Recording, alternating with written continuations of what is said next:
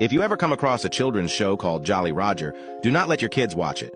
My 8-year-old son, Ethan, is one of those kids that is very hard to keep entertained and to keep occupied. Usually after school, he will beg me to watch some TV, and so I let him watch it for an hour. But after around 10 minutes in front of the television, he is already bored. He then will move on to coloring in some other form of arts and crafts, and it will sometimes keep him occupied for an hour or two. This was the standard after-school routine that was in place with Ethan. Well, that was until we discovered Jolly Roger. We first discovered the television show Jolly Roger when I was scrolling through a popular kids streaming service. We had already scrolled through many different kids shows, all of which Ethan wasn't interested in, but when the small image on the big red writing that read Jolly Roger showed up on the screen, Ethan immediately said he wanted to watch that show. In my opinion, it looked like it might have been aimed at kids a bit younger than Ethan. But when I suggested that he chooses another show, he furiously stopped his foot and insisted that that was the show he wanted to watch. I did have some work that I needed to do that day, but I decided that I would watch the first episode with him, just to make sure that it was okay for him to watch. I was fairly certain that it would be, as it was under the kids category on the streaming service, but I guess I am just a bit of an overprotective parent. So, we both sat next to each other on the couch and began to watch the first episode of Jolly Roger. A loud and happy song filled with trumpets and trumps started playing as a man walked out onto the screen.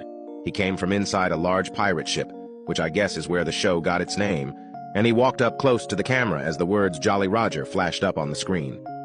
This man wore a long-sleeved purple shirt and black denim jeans, and he had short and medium-length curly black hair that looked like little pieces of spiral pasta that emerged from his head. The thing that I noticed most about this man that was not his funny-looking hair, it was his smile. It was possibly the biggest grin that I have ever seen on anybody before. His lips were open wide, revealing perfectly straight white teeth underneath.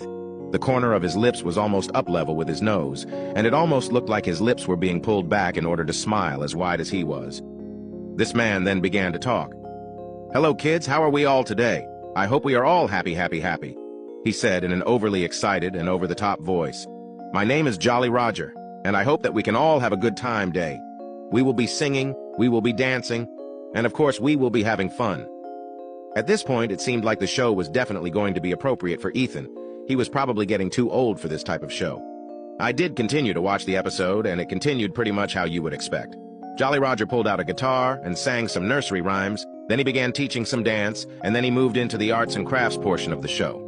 In this episode, he was teaching the kids how to make a small pencil holder that the kids could take to school. Once the pencil holder had been built, using an old toilet roll and some stickers, Jolly Roger then said that it was time for him to go. "My time with you is now at an end," he told the viewer, his large smile still present.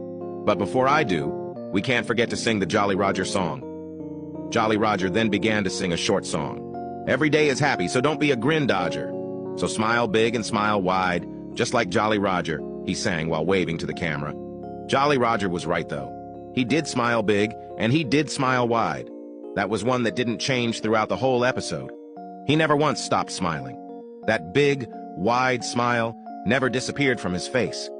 Once the episode was finished, I decided that it would be safe for me to leave Ethan alone to continue watching Jolly Roger. I had some work to do, and Ethan seemed more than happy, sitting there watching the show, which I guess was strange. He normally would just sit there and watch more than one episode of show before he grew tired of it and found something else to do. But there he was. He was sitting perfectly still on the couch, as glued to the television. This was a good thing, I thought. It meant he was entertained and would allow me to get a few moments of peace to get on with work. I got up for him the lounge and told Ethan I was heading to the kitchen, but he didn't respond to me. He was just focused on one thing: the television.